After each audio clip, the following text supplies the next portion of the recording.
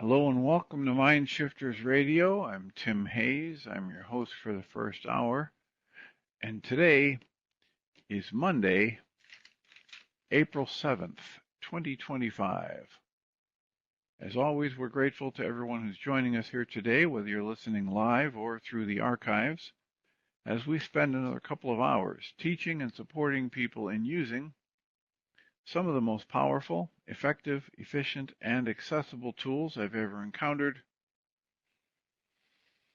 These tools are available absolutely free through the tireless efforts of Dr. Michael and Jeannie Rice on the website at whyagain.org.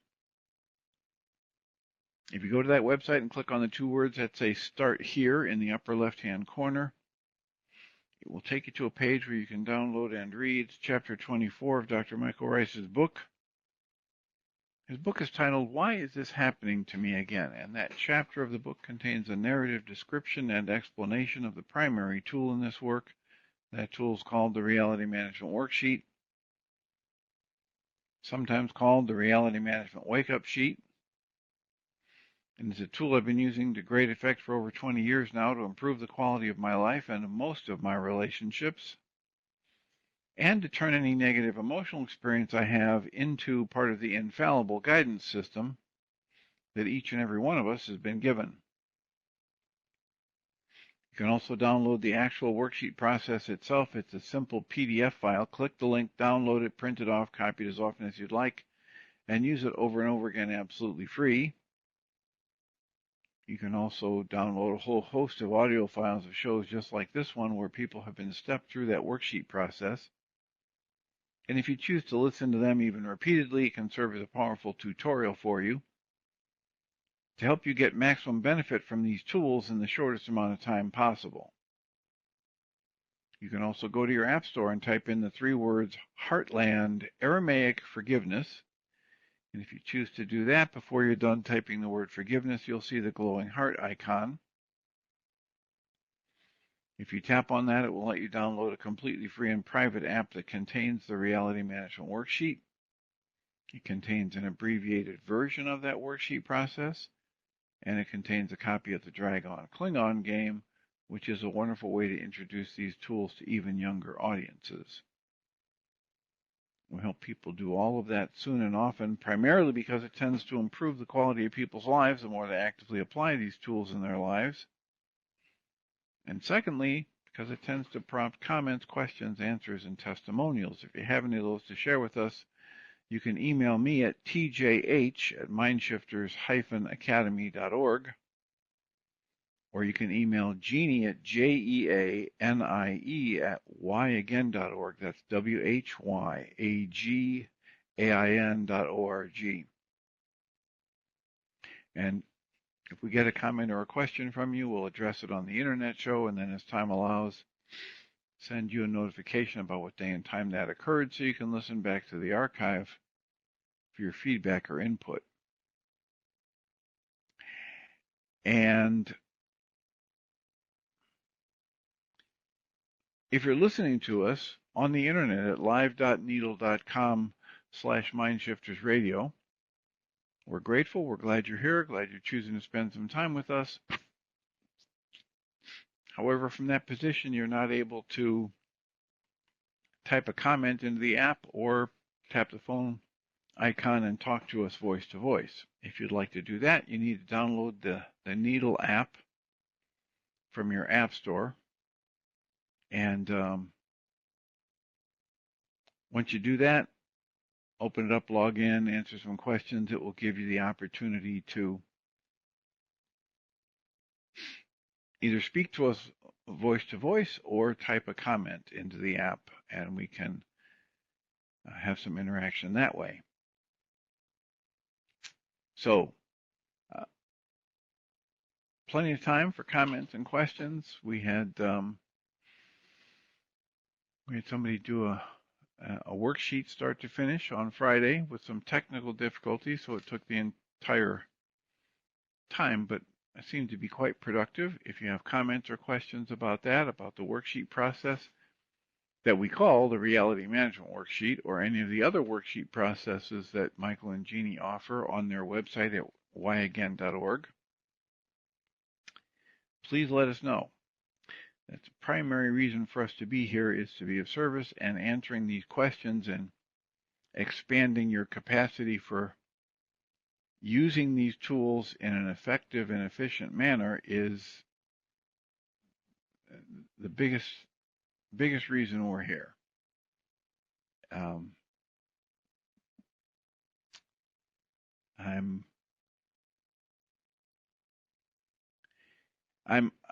in a situation where after my college days, I started questioning things far more rigorously in terms of religion, philosophy, psychology, spirituality, etc., because I had been to a 4-year liberal arts college, and they had us reading things like Siddhartha and Teilhard de Chardin and Goethe and all, Kierkegaard and all these philosophers and people thinking about the big issues of life. And one of the primary people that I was bouncing things off of back and forth back then was a friend from high school, and we'd stayed close. And we're still in connection today. And he recently sent me, because we had about an hour and a half conversation yesterday, he sent me an email that has in it the Shaumbra realizations. And I don't know what the origin of these is, but the statements are so close to what we're reading in A Walk in the Physical by Christian Sundberg, and some of the side trips we've taken with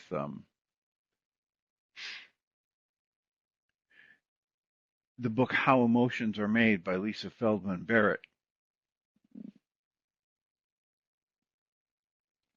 The recognition of the power of our own thought process for creating our experience. The way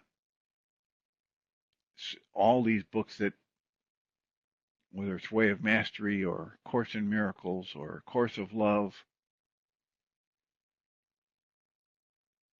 or Diederik Wolzak's book Choose Again, they recognize the role, the important role of consciousness as primary. And so do the books by Thomas Campbell, My Big Toe, volumes 1, 2, and 3, My Big Theory of Everything, TOE. So, just confirmation that with, I don't need 17 other people to agree with something for me to test it out. If it seems reasonable to me, I want to start observing it directly in my life. And that's my determining factor. If I can apply it in my life and it works, then I stick with it. It doesn't matter to me how many other people are getting benefit from it, or who says it's malarkey, or who says it's the best thing ever.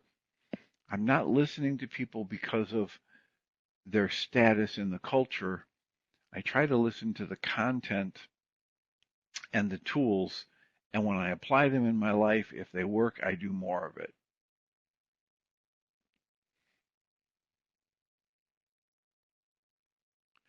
So where we were reading from the book A Walk in the Physical, if nobody's going to put a hand up or type a comment in, I'm going to go back to reading. And I just want to encourage you to type a comment in the app, or hit the phone icon saying you want to speak. Even if I seem to be in the middle of reading something, or in terms of a monologue on a sidebar, please remember that I view input from you as additive and positive. In the book A Walk in the Physical, I remember starting to read the section titled The Prism of the Human Mind. Prism as in a distortion of light that spreads white light out into its array of various colors and frequencies. Christian writes, the physical universe is like a giant mirror provided to give us the opportunity to actually experience our beliefs, perceptions, and assumptions. So we don't just have them running around in our mind, we actually have them interacting with, it's an energy field that we send out into the energy fields around us, and it literally interacts with what you might call the quantum soup, and what we hold as a belief or a perception or an assumption starts to shape our physical experience. He writes, starting when we are children, the human perspective is formed from living within the experience of duality. And he writes in parentheses, the individual has little or no memory of his or her larger nature because of this veil of forgetfulness, this amnesia that we agree to. And thus the person may believe that form is everything, close parentheses.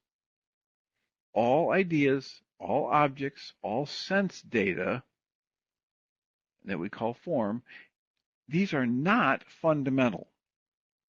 And yet, while the human is having a physical experience in the body, they seem like the ultimate reality.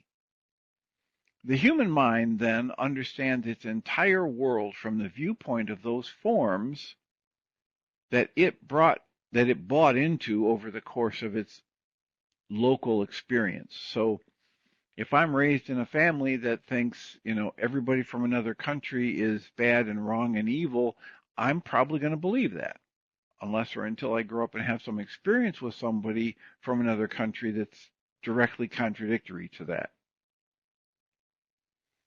Christian writes, but all interpretation is chosen. I have to flash on this. This thing flashed in my mind, so I'll share it. In this last thing where it says, the human mind understands its entire world from the viewpoint of those forms that it bought into over the course of its local experience. We grow up in a family and we're taught a certain way to do just about everything. In my family, we were taught table manners. We were taught where the utensils are supposed to be laid out on the table, on which side of the plate the spoon and the knife go on one side, the fork on the other. Here's how to hold your fork. Here's how to cut with your knife. Here's how we eat this food. We do not, for most foods, the vast majority of foods, we do not eat with our fingers, especially at the dinner table. We were taught certain words are really offensive, and we were taught that mostly by the reactions of our parents. In my family, the phrase "shut up" was probably as offensive as the F word in other families, and it's unique. It was just that was just the way it was. How you eat certain foods was programmed into us. My brother had a friend from college who came to live with us after college, because my brother went in the Navy. And this gentleman's name was Paul, and Paul was from another part of the country, 5 or 6 states away. But he's a civilized guy, He graduated from Notre Dame. He's traveled at least several times around this continent. I mean, he's not like raised by wolves in a cave, right? But he came to our family dinner table, and we would have, in the summertime, we'd have corn on the cob, and little handles just stick on either end of the corn. And then in our family, we had been taught to have a stick of butter in a dish, and you take the hot corn and you roll it on the butter, and that's how you get the butter on your corn. Well, taught a completely different thing. Paul came to our house. There was a stick of butter. He sliced about a quarter or half-inch thick slice of butter off the end of the stick of margarine and with a knife, took the knife and put that whole slab of butter into his mouth and then started eating the corn. I cannot describe for you the uproar this caused, this caused in our family.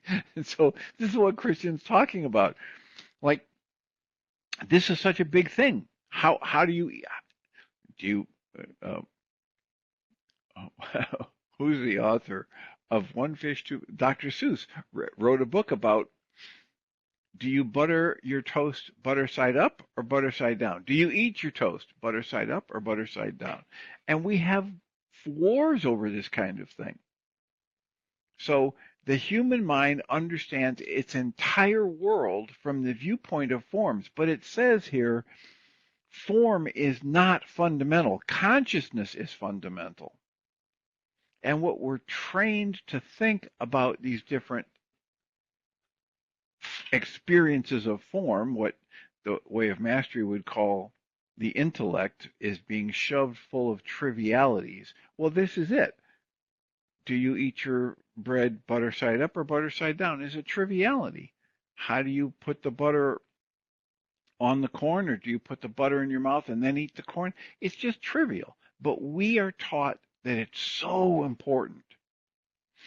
And then the next line Christian writes here is, but all interpretation is chosen. Consciousness places meaning upon form.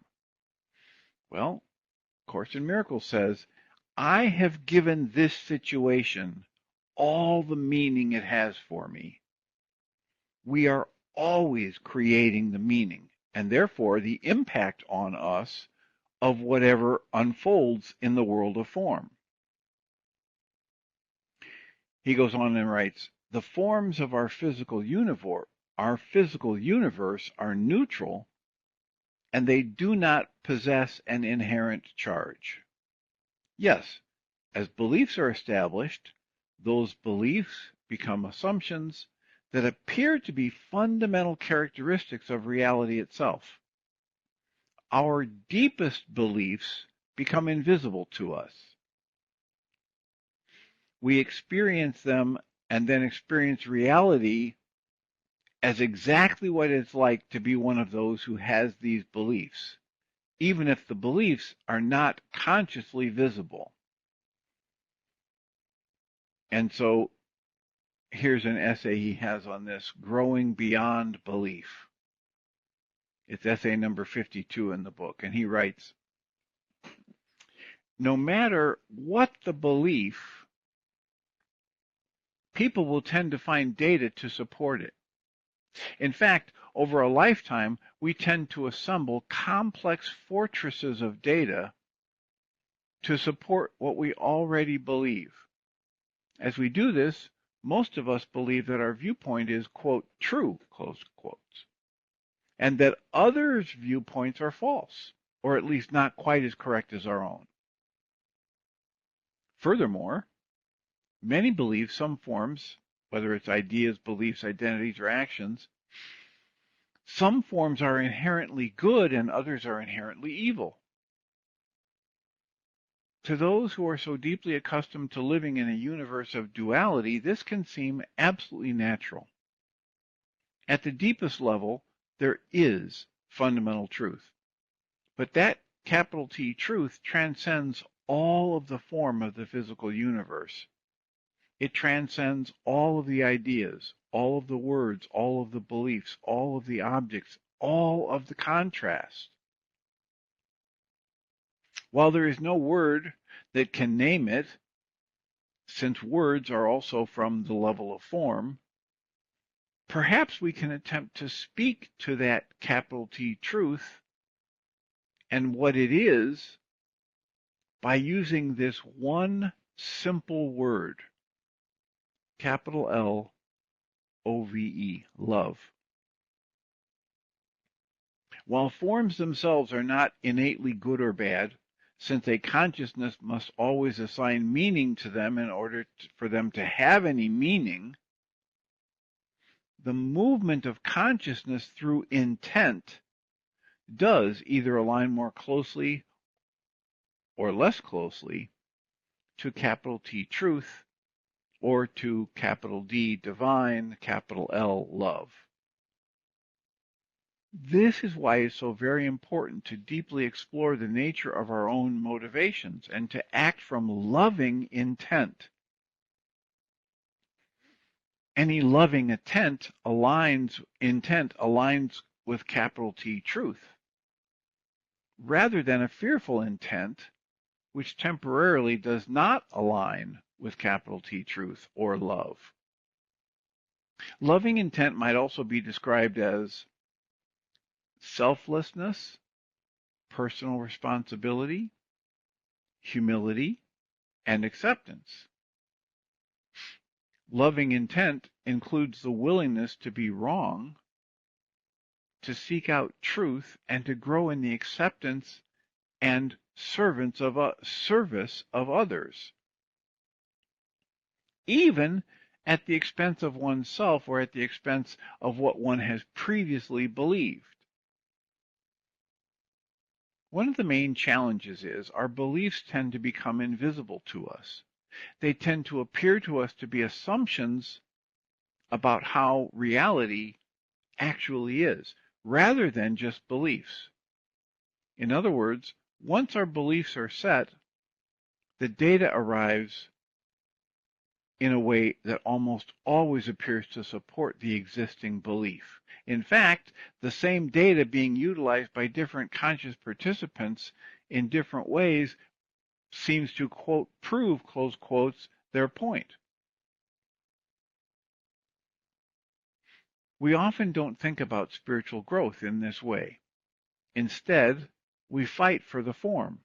We try to make sure that our way of seeing the world is furthered.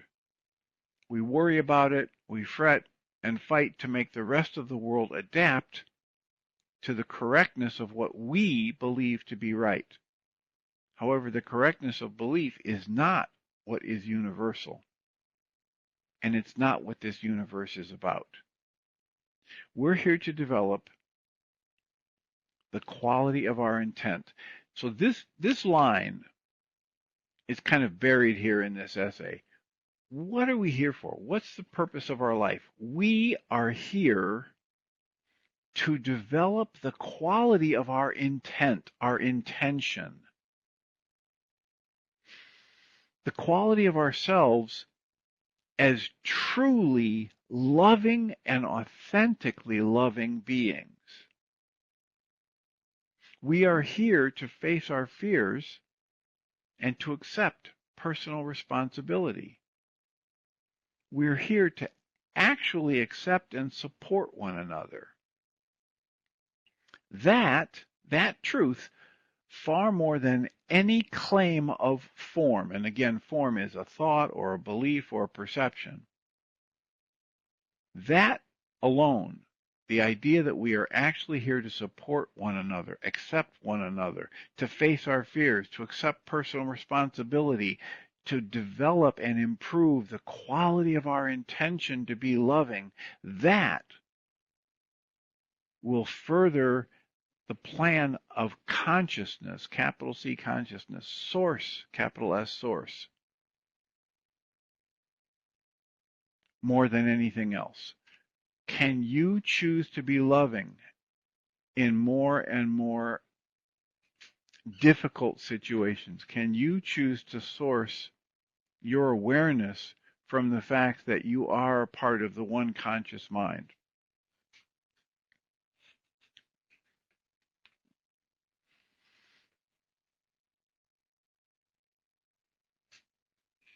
So, taking a breath here, slowing back. As I'm reading this, it's making lots of sense to me. I'm just not so certain that it's resonating with others.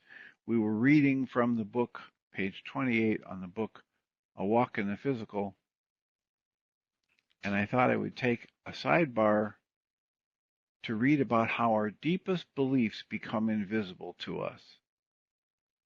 And then we believe that we are experiencing reality accurately when really it's being colored by our perception, which is being crafted by our beliefs. And it's invisible to us. The next section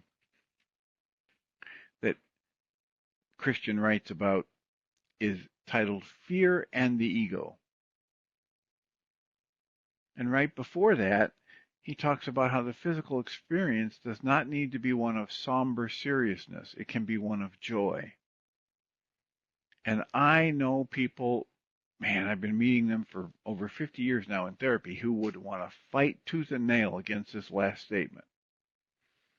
The physical experience is misery, it's conflict, it's all wrong, it's this person's a jerk, it's aches and pains, it's a struggle to survive, etc. And there's a different perspective offered here. It says the physical experience does not need to be one of somber seriousness. It can be one of joy. And there are 1, 2, 3, 4, 5 essays he points to if you want more on that.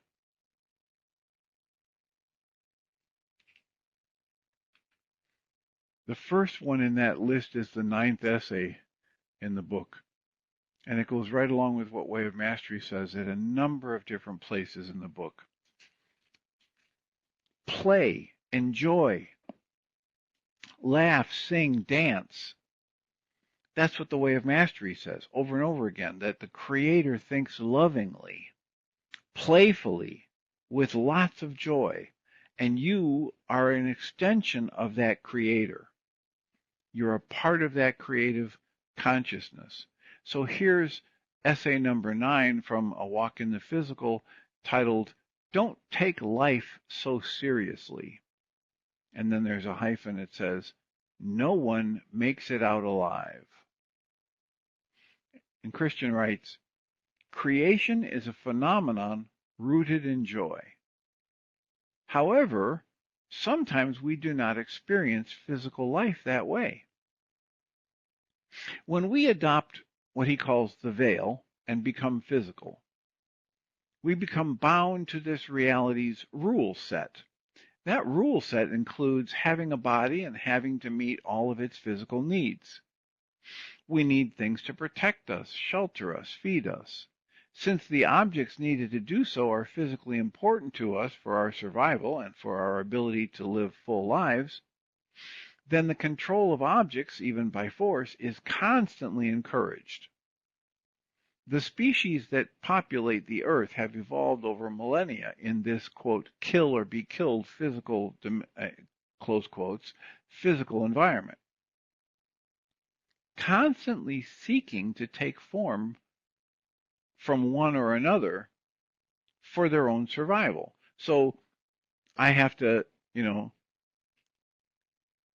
I have to cut down more corn than my neighbors. I have to steal from another village. I have to steal some cows. I have to take the life of a deer and then, cook it and clean it and consume it in order to survive. So he's writing about what, Darwin talked about in the Survival of the Species, or the Origin of the Species book, that has been overblown as an observation about nature, that the kill or be killed and survival of the fittest is one of the strongest messages from that book. And yet there's so much more in that book, as we've talked about other times, about collaboration and cooperation and, beehives and schools of fish and flocks of birds. And, so there's a lot more in our life about cooperation, but we're focused more on the competition and survival of the fittest. He writes, the entire experience can lead us to take things very seriously indeed. Indeed, just the concept of one's own body dying alone can seem like a very somber problem.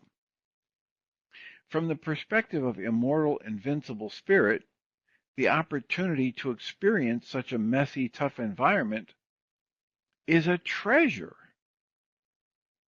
The decision to engage in such an experience is not done out of seriousness, but rather of an incredible excitement and joy.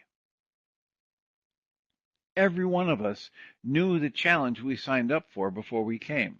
We knew that we were coming to a place where we would one day die. What joy we felt at that opportunity. For despite how serious the situation may appear on the unrelenting physical surface, such an experience is an incredibly precious opportunity. Now that may sound untenable or perhaps even masochistic. However, in fact, as creators, it is we who have interpreted our experience here in that very serious way. We have created this world and its perceptions. It can be very liberating to be reminded, if we dare, that none of our creation needs to be feared or taken too seriously. In fact, there's nothing you absolutely, quote, have, close quotes, to do. If you feel there is something you have to do, it's because you've chosen to buy into that belief for one reason or another. This is another thing right out of the Way of Mastery, where one of the lessons is you need do nothing. And again, as a quick sidebar, that isn't a recommendation to just lay around until your body decays. That isn't a recommendation to sit and drink beer and watch sports. It's just a recognition that you're choosing whatever you do, even when you're telling yourself, I don't have a choice. Right? And I've said this, I don't know how many times on this internet show and in the different support groups. When we talk about this, people say, but I have to pay my bills, and I have to go to work, and I have to get enough food for my kids, and I have to have this, and I have to do that. And I point out, every day, people refuse to quit paying they start to quit paying their bills. They refuse to pay their bills. Every day, people just walk away from their mortgage and let the bank repossess it. Every day, people walk away from their job, etc., etc. This is not saying it's a good thing to walk away from your job. It's just saying it's a choice. And the introduction of the experience and the willingness to explore that it's an experience, that we're choosing everything we're doing, opens us up to direct observation to test it out. Does that work that way or not? So here's the line from A Walk in the Physical by Christian Sundberg, where it says, in fact, there's nothing you absolutely have to do. If you feel there is, it's because you've chosen to buy into that belief for one reason or another. You may have bought into various beliefs and interpretations that lead you to feel that you must do this or that, and that is a valuable experience for you to have. However, none of it is fundamental. Only the consciousness that has the experience is fundamental. Fundamentally, you are free. You are free, joyful awareness. That's what you are. You are consciousness. Fundamentally, you cannot be harmed, and you cannot die. Fundamentally, you are more than all of the things in your mind, in your life, and even in your imagination. Fundamentally, at the bottom of all of this, you need nothing. Even if your body dies, it's not the end of the world. It's not the end of your consciousness. It's not the end of your awareness. In fact, he writes, it's quite the opposite. So kick back, relax, and enjoy the ride. Play the game of life with carefree joy that is still yours, deep beneath all of the weight of your human identity. So that's this essay titled, Don't Take Life So Seriously. No one makes it out alive. Because, as the Way of Mastery points out, everything that begins in time ends in time. And you are not your body. You are the consciousness that is within which the physical body has arisen. And, it's at times like this when I'm reading things like this that I usually think about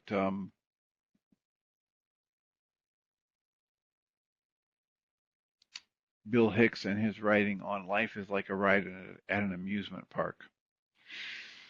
So I just checked the app, and Sally has said, I remember in the 1960s how intent I was on protesting our U.S. impact on Vietnam. Now, as attempt to face and accept our stance in the world, I have to use these tools and cultivate peacefulness internally 24/7. Yeah, I would say, Sally, that's what we're all faced with. That if we keep our focus on the outside, when there's any kind of turmoil inside, we're lost. All of these teachings are about how we are creating our internal experience. It's an inside job.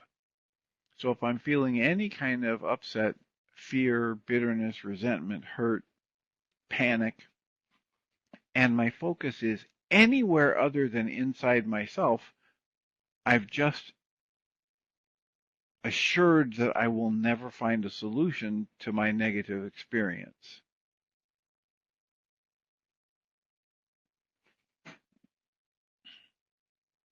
And that's why we teach these tools and support people in using them.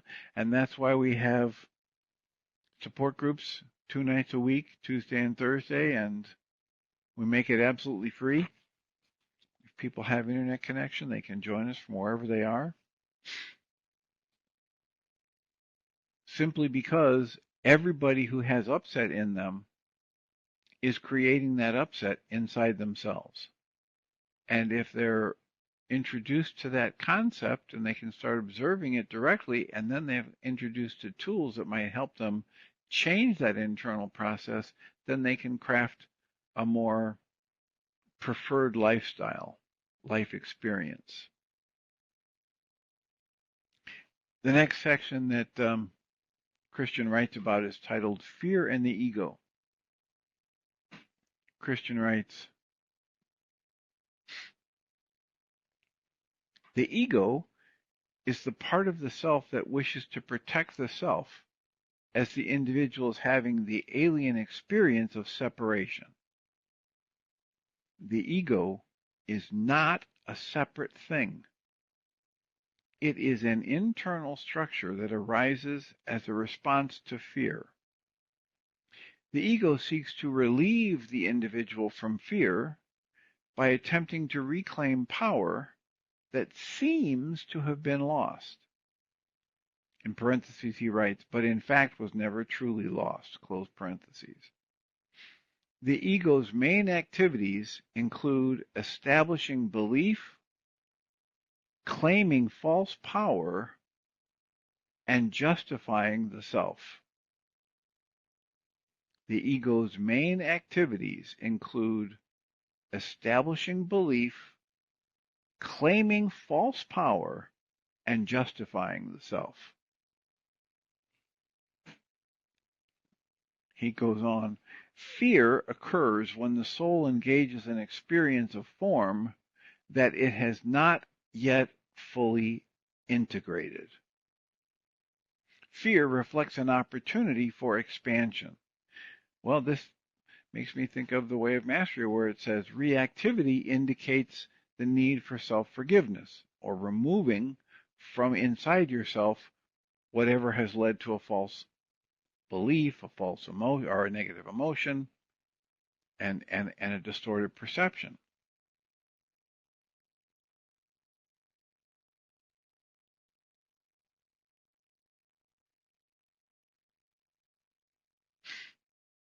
When you think about the ego's main activities being to establish belief, claim false power, and justify the self,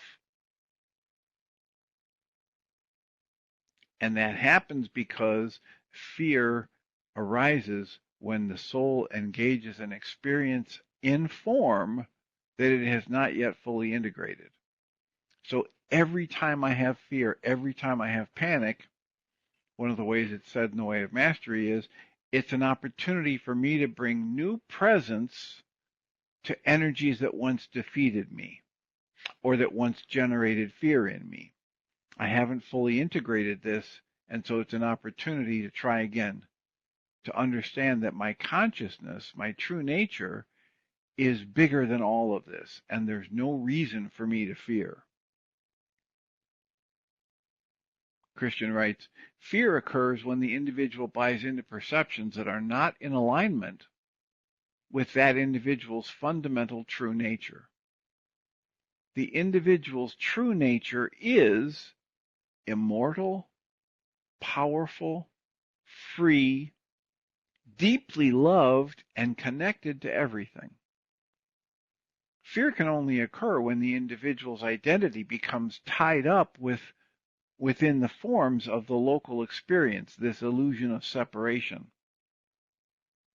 In other words, fear can only occur when the individual does not have conscious awareness of who he or she truly is. Fear can only occur when you as an individual are not focusing your conscious awareness on the truth of who you are as a person.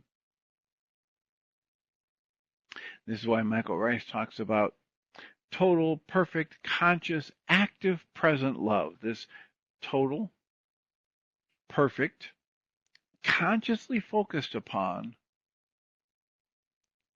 presence of active love. Well, you are always total, perfect, active, present love, and at many times in your life experience, you forget that you are total, perfect, active, present love. So the conscious part is the only thing you've got focus on or control over. You're always going to be consciousness. You're always going to be part of the one mind. You're always going to be part of this energy of creation. Some call it love. You can't ever be separated from that. It's your very nature. You're always going to be a part of it. And yet, we are here in this dance, in this play, in this amusement park, frequently forgetting that we are conscious, that we are total, perfect, active, present love, and we aren't conscious of it. So that all of these tools that Michael and Jeannie offer, that we talk about in our support groups, that we coach people into using, are there to help restore your awareness to your true nature as active, present love.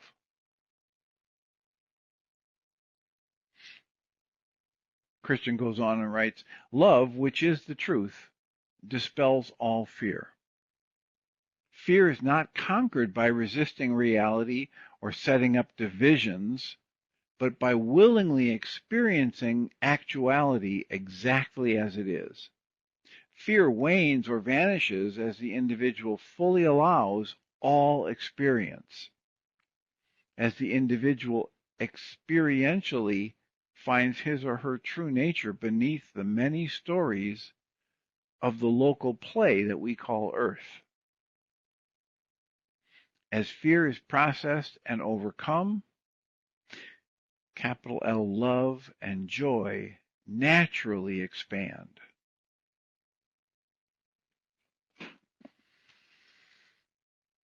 So,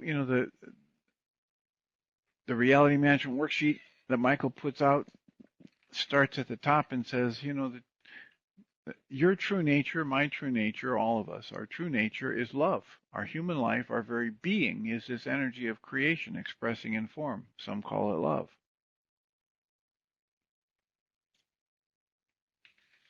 And Michael says that this is why step 4 exists in the worksheet to get me to shift the focus of my conscious awareness back to some of those loving experiences I've had, back to some of those positive memories, so I can bring up that vibrating energy of creation and love into my conscious awareness. Because as Michael says, that is the dynamic that causes this integration or this healing in the worksheet process, that I bring up something that's unlike love, at the same time I'm willing to bring up and focus on my true nature as love. And that creative energy, using my mind energy to focus on that, is what does the healing, is what does the integrating. And as is talked about here, when we do that, we dismantle fear. We integrate whatever life experience we have, and the fear falls away. Michael Rice likes to quote from the scriptures where it says, perfect love casts out fear. And in Michael's work with the Khaboris manuscript and studying the meaning of these ancient words, he came across a word, Rakhma, and another word, Khooba. And Rakhma is a filter over the frontal lobes of your mind, which, when it's set to Rakhma, allows only intentions keyed to love to be used as the building blocks of your goals. And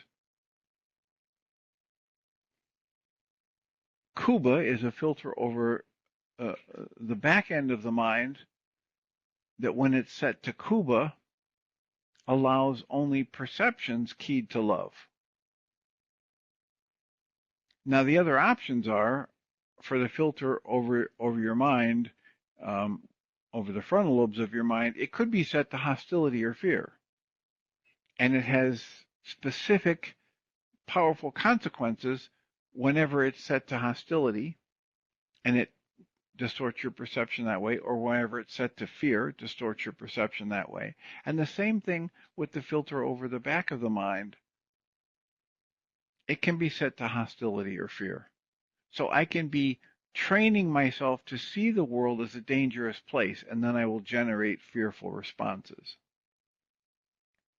I can train myself to see the world as an irritating place, and then I will generate hostile responses. Or I could choose to consciously set the filter over my frontal lobes of my brain to Rakhma, to a loving intent.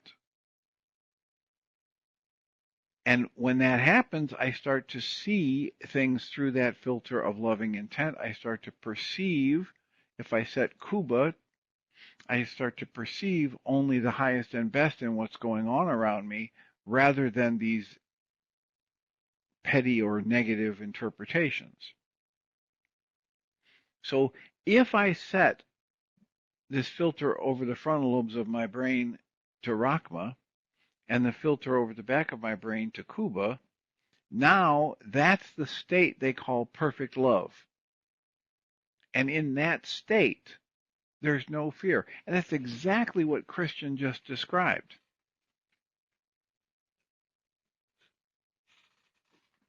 Christian says, fear only arises when an individual is encountering something in the physical world through this illusion we call the veil that it has not yet integrated. And as fear is processed and overcome or integrated, then love and joy naturally expand.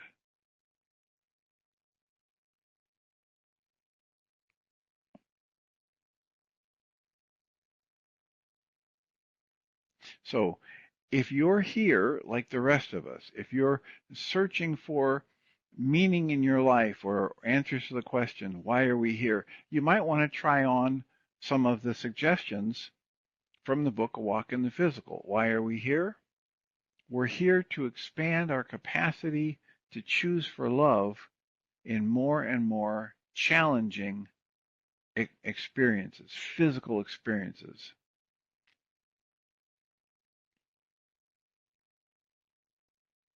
And your experience of life does not have to be somber seriousness. It can be one of joy.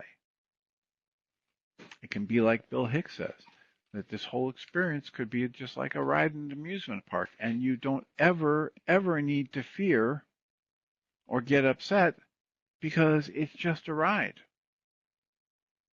And you're free to choose whatever level of meaning you want to create and apply that to your life.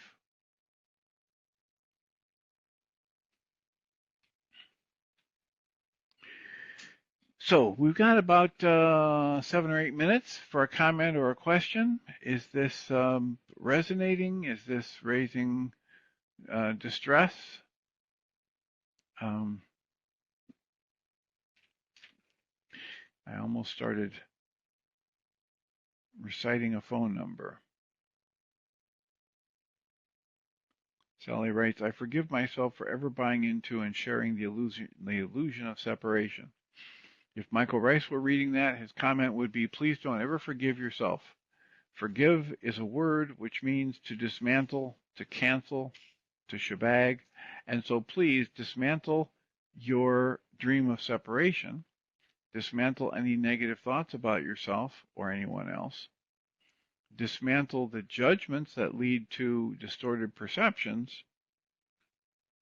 And you can do that simply by canceling whatever goals your mind has whenever you're upset. Not because the goal is bad or wrong, but because it's clearly in your mind tied to the upset you're feeling. And breathe and soften and cancel your thoughts about things and cancel what your mind is telling you needs to happen for you to be happy, and ask to be shown the hidden part of your own mind that's actually leading to the upset. And as you breathe and soften and coach your body into a more relaxed state, and you open your willingness to see other connections, negative beliefs, false associations, and you start to see how false they are, and you start to experience that blessed shift towards calm or compassion, it gets, pleasant. It gets far more pleasant.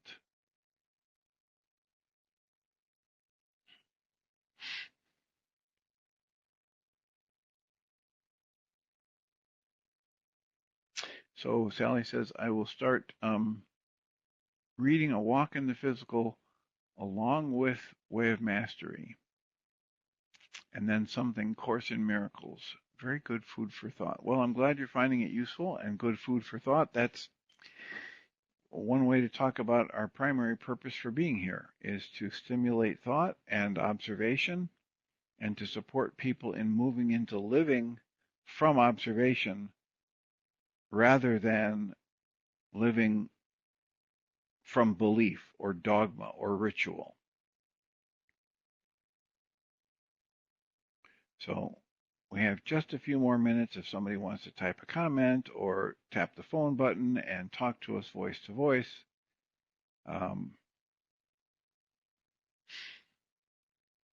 Tomorrow's a Tuesday. We'll have a support group tomorrow, 6:30 to 9 p.m. Central Time. It's absolutely free to join us through Zoom. All the information you would need to connect with us is available on the mindshiftersacademy.org website. And I made a few little changes to the website. Somebody asked about the reality management worksheet. And on the mindshiftersacademy.org website, on a page labeled Educational Material, the first 5 links there are all about a shortened version of the worksheet process and the forgiveness pattern.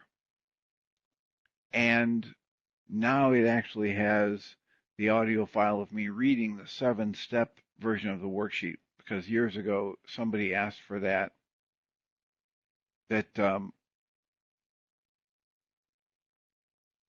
they're not that good at reading, and they wanted just an audio version of the reality management worksheet. So that's now on that page. There's a mental short version of the worksheet process, and then there's that same version with extra space for writing in responses if you want to make it a written endeavor. And then there is the written version of what I call the forgiveness patter, and there's also an audio version of the forgiveness patter, and now there's an audio version of the 7-step worksheet process that I've just read the worksheet into the audio file. So please feel free to take advantage of that and either join us tomorrow for our support group or pass that information along to somebody you think might benefit to join us absolutely free. If they have an internet hookup or a cell phone, they can call. We have a few people who call and they don't have an internet hookup, so they just call the number through Zoom and participate that way. And in the meantime, I will remind us all that we come from love. We're made of the stuff we call love. We actually are love, and everything else is false. Please remember to click back on in the second hour for Michael and Jeannie. Blessings.